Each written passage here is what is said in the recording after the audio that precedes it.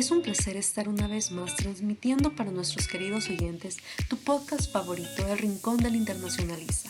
Es un espacio creado específicamente para abordar acontecimientos históricos desde la óptica de la disciplina de las relaciones internacionales, permitiendo conocer el acontecimiento desde su origen hasta las consecuencias que éste ha tenido hasta la actualidad. El día de hoy abordaremos el tema denominado Guerras de Resistencia y de Liberación Nacional, los regímenes socialistas en las colonias portuguesas, actualmente denominado Angola, Mozambique, Cabo Verde y Guinea-Bissau. Espero que lo disfruten. Comenzamos.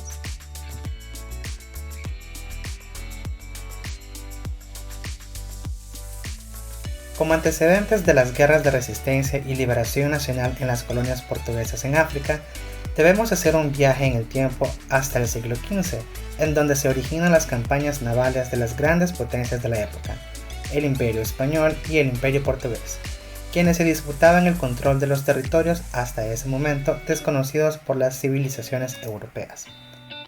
Pero en el caso de estudiar a continuación, nos enfocaremos en el segundo de los imperios mencionados, el Imperio Portugués. Las expediciones marítimas portuguesas fueron organizadas por Enrique el Navegante a inicios del siglo XV, bajo el reinado de Juan I de Portugal de la dinastía Avís. Esto con la intención de impulsar el desarrollo de la corona portuguesa. Durante este periodo, Portugal conquistó Ceuta, logrando así su primer esbozo de asentamiento en África, pero que lamentablemente pasaría a manos españolas más adelante. Este suceso significó el inicio de las campañas coloniales en el continente africano. En esencia, Portugal precisaba la exploración marítima de las costas africanas como un medio de encontrar una ruta alterna hacia la India, debido a las intenciones de expansión comercial de Portugal. Esto fue posible gracias al viaje de Vasco de Gama, que recorrió las costas africanas pasando por el Cabo de Buena Esperanza. Esto permitió el asentamiento de Portugal en importantes ciudades portuarias en África que luego pasarían a ser sus provincias de ultramar. Es importante mencionar que de estos territorios, ahora conocidos como Angola, Mozambique, Guinea-Bissau y Cabo Verde, únicamente este último se encontraba deshabitado previo a la llegada de los portugueses. En el resto de los territorios ya se contaban con civilizaciones en las que el comercio ya era parte de su diario vivir. Hasta este punto, el control de Portugal sobre la zona era más de carácter comercial, incluso con los habitantes originarios a través de la compra de esclavos, lo cual dio lugar al comercio triangular. La colonia de Cabo Verde representó un punto estratégico para Portugal, ya que facilitaba el comercio de esclavos hacia América y al mismo tiempo utilizaban la mano de obra de esclavos para satisfacer sus necesidades de productos agrícolas de consumo interno y comercial. Sin duda alguna, el siglo XIX significó un punto de inflexión en la historia de los pueblos africanos, a través del reparto de África, orquestado por el canciller alemán Otto von Bismarck, quien convoca la Conferencia de Berlín entre 1884 y 1885, en la que se determinan las fronteras coloniales de las potencias europeas sobre el dominio del continente africano. Esto con la intención de la explotación de recursos naturales en el continente africano para dar solución a las crisis de las metrópolis europeas y al mismo tiempo aminorar la incesante carrera geopolítica en el continente europeo por parte de las potencias. Es clave mencionar que África no tuvo ni voz ni voto en esta conferencia. Los participantes fueron Portugal, Bélgica, Alemania, Francia, Países Bajos, España, el Reino Unido, Italia, Rusia, Dinamarca, Estados Unidos, Suecia, Noruega y los imperios otomano y austrohúngaro. Ya en el siglo XX, uno de los acontecimientos a nivel mundial que tuvo más influencia en las guerras de resistencia y liberación de las colonias portuguesas en África fue la Revolución Rusa y, por consiguiente, la Guerra Fría. Esto debido a la ola de pensamiento socialista que logró anidarse en el continente africano en los grupos intelectuales de los territorios controlados por Portugal, en donde la lucha contra el imperialismo y colonialismo resonó con los grupos de resistencia africanos, a lo cual se suma el espíritu de panafricanismo y deseo de autodeterminación, logrando así la organización política de los movimientos de liberación africanos de corte comunista, los cuales dieron inicio a las guerras de independencia. Para asegurar su poderío colonial en el continente africano, Portugal declaró como provincias ultramarinas a los territorios en África con la intención de remover el estigma colonialista del contexto post-Segunda Guerra Mundial, iniciando con la colonia de Cabo Verde, la cual se convirtió en una provincia ultramarina de Portugal en 1951, al igual que la colonia de Mozambique. Un año después, Guinea-Bissau se convierte en una provincia ultramarina de Portugal en 1952 a través de una enmienda constitucional y, finalmente, Angola también se convierte en provincia ultramarina en 1955. La condición de provincias ultramarinas, aunado al espíritu de revolución producto de la ideología comunista, serían los detonantes que darían paso a las guerras de liberación e independencia en las colonias africanas. Ya que se mencionan todos esos antecedentes ocurridos dentro del tema a abordar, también es necesario hacer mención sobre el inicio de esas guerras de resistencia y liberación de las colonias portuguesas.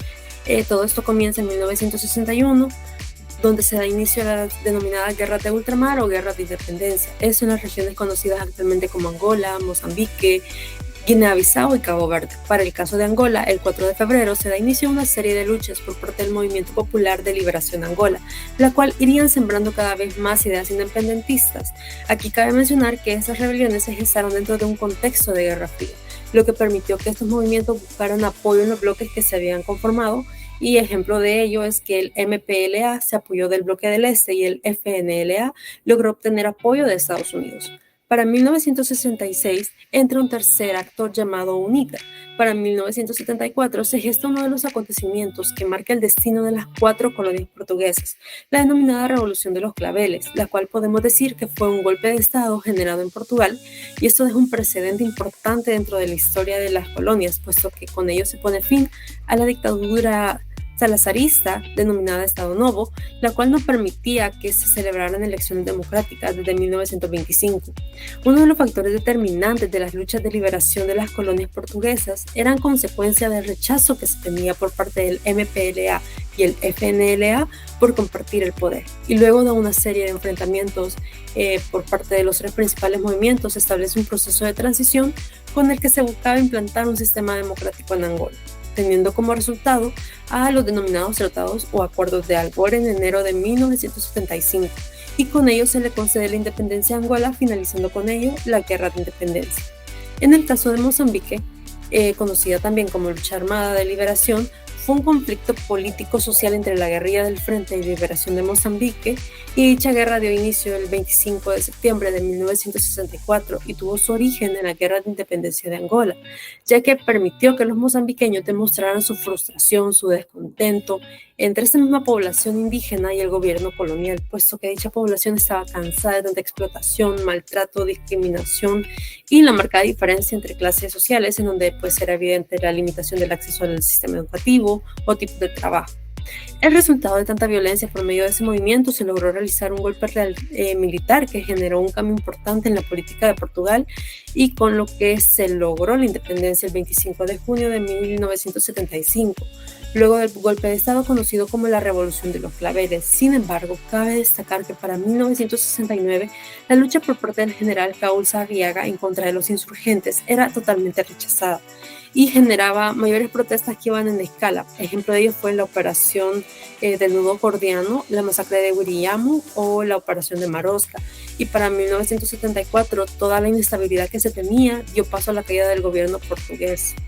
Y finalmente, al hablar de Guinea-Bissau y de Cabo Verde, podemos hacer mención que para el primero el conflicto comienza en enero de 1963, cuando el PAIGC, liderado por el marxista Amílcar Cabral, empieza a gestar ciertos ataques a la colonia Portugal, y los mismos pues responden en defensa y permitieron que dicho conflicto escale y se extendiera.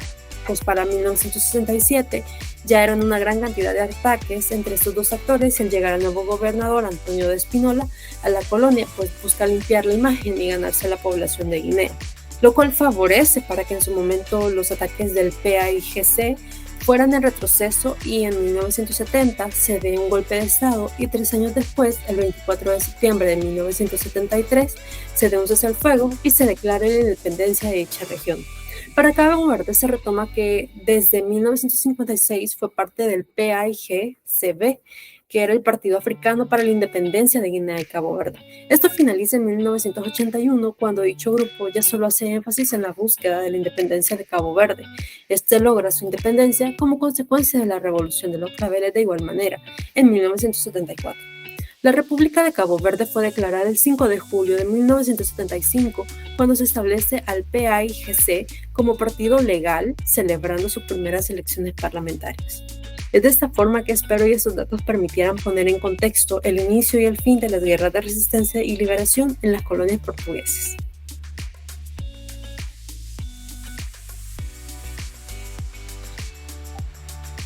Para dar continuidad al tema, el día de hoy destacaremos a los principales actores de esta guerra de 13 años, entre los que se encuentra Portugal, donde surgió el Estado Novo, el cual fue un régimen totalitario anticomunista institucionalizado en 1933. Constaba de un partido único, la Unión Nacional, una milicia, la Legión Portuguesa, una organización de encuadramiento juvenil, la Mocidade. António de Oliveira Salazar era el presidente del Estado Novo cuando estalló la Guerra de Liberación en 1961. Fue un reconocido miembro del Partido Unión Nacional y un líder autoritario que guiaba al Estado Novo bajo una dictadura conocida como régimen salazarista o simplemente salazarismo. Continúa Marcelo Caetano como sucesor de Salazar en 1968. Él ocupó el cargo de primer ministro de Portugal hasta que fue derrocado. Una organización de vital importancia para las guerras de liberación fue el Movimiento de las Fuerzas Armadas, MFA, conformada por militares portugueses que estaban en contra de la dictadura de Salazar. Su principal objetivo era lograr la libertad democrática y mostrar el desacuerdo en relación al desarrollo de la guerra colonial. Las fuerzas militares portuguesas se enfrentaron a diversos grupos armados de liberación nacional a lo largo de las provincias. Tenemos al Movimiento Popular de Liberación de Angola, MPLA, el Frente Nacional de Liberación de Angola, FNLA, como aliado del MPLA, y la Unión Nacional de Independencia Total de Angola, UNITA.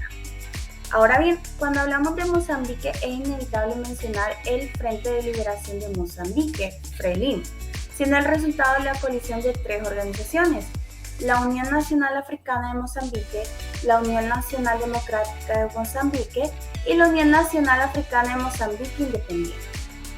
Para el caso de Guinea-Bissau y Cabo Verde, hubo una unión entre ambas provincias de ultramar, por lo que conformaron un solo partido, denominado Partido de la Independencia de Guinea y Cabo Verde, PAIGC.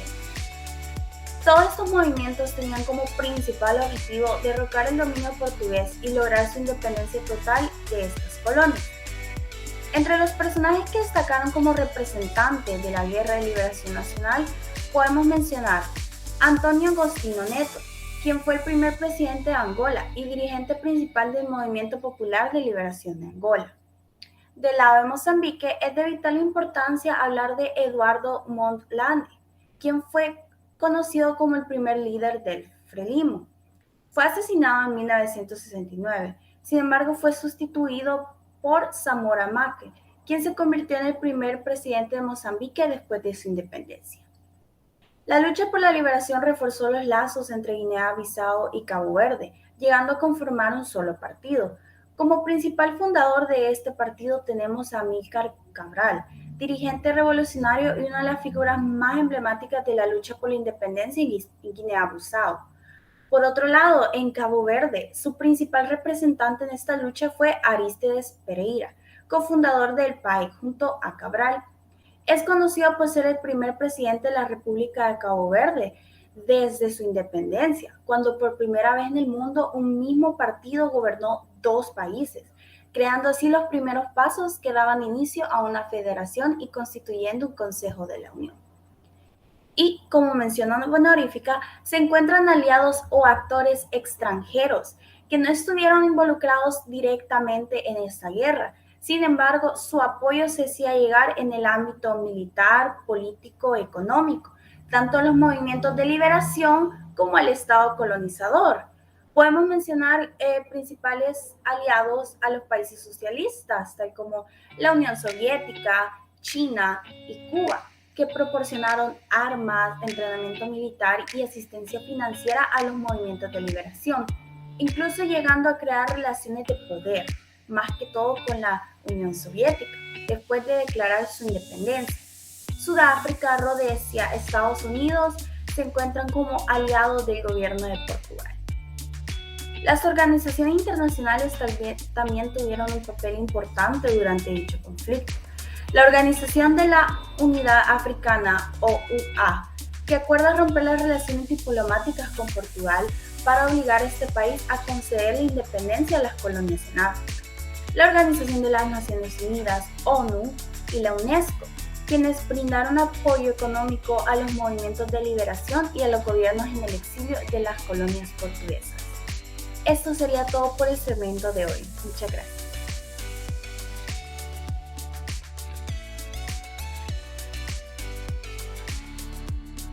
¿Sabías que a través del estudio sobre la importancia de la historia de las relaciones internacionales se pueden retomar aspectos relevantes y dentro del contexto de la guerra de resistencia y liberación nacional en las colonias portuguesas?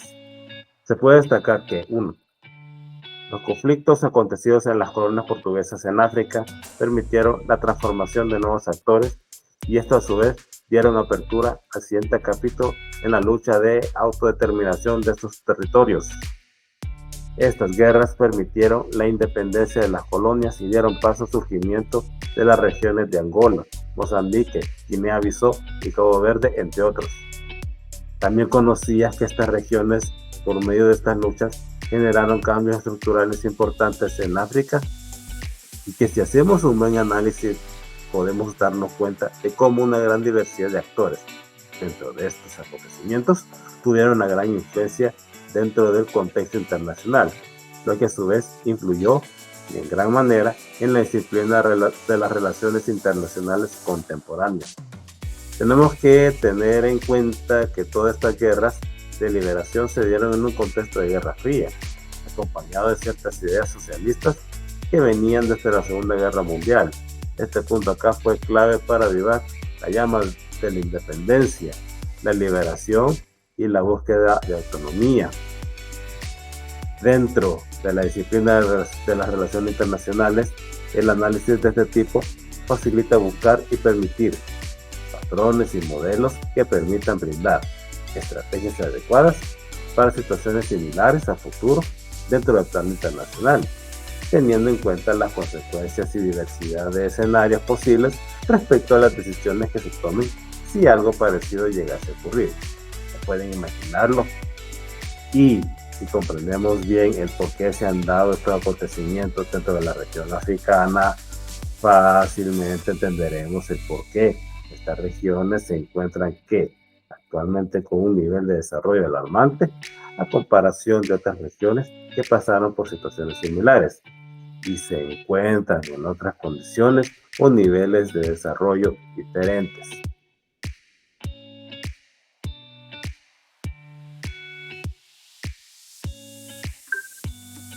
Y para nuestra conclusión, por último, pero no menos importante, es necesario concluir el abordaje de ese tema en 5 puntos claves para lograr una mejor comprensión óptima.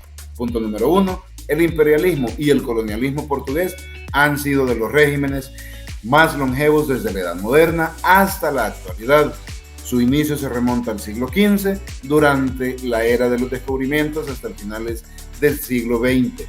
Con la pérdida de sus últimas colonias, sin duda alguna, gran parte de su poder hegemónico se debió gracias a su desarrollo marítimo y la obtención de territorios de ultramar que permitió la colonización de territorios estratégicos a nivel mundial. Punto número 2. Con la llegada de los portugueses al continente africano, inició uno de los capítulos más oscuros del pueblo africano a través de la explotación de sus recursos naturales y la trata de esclavos africanos con fines comerciales en beneficio de la metrópoli portuguesa. Punto número 3. Las luchas de resistencia y liberación nacional africanas fueron fuertemente influenciadas por la ola de pensamiento marxista-leninista proveniente de la Unión Soviética, como producto de la Guerra Fría, y recibieron apoyo de regímenes alineados a la misma ideología que permitieron los conflictos armados en la región. Punto número 4. El logro de la independencia de las colonias portuguesas no habría sido posible si no fue por la inestabilidad política en la metrópoli portuguesa, con el Estado Novo y posteriormente con la Revolución de los Claveles debido al rechazo del pueblo portugués a continuar participando en las guerras coloniales. Punto número 5, la independencia de Angola, Mozambique, Cabo Verde y Guinea-Bissau significó un cambio estructural a la dinámica regional del continente africano, afirmando la autodeterminación de los pueblos que sufrieron históricamente el yugo de la influencia portuguesa sobre su territorio. Sin embargo, esto daría lugar a nuevos conflictos internos como el resultado de la bipolaridad ideológica que prevaleció hasta el fin de la Guerra Fría. Buen día.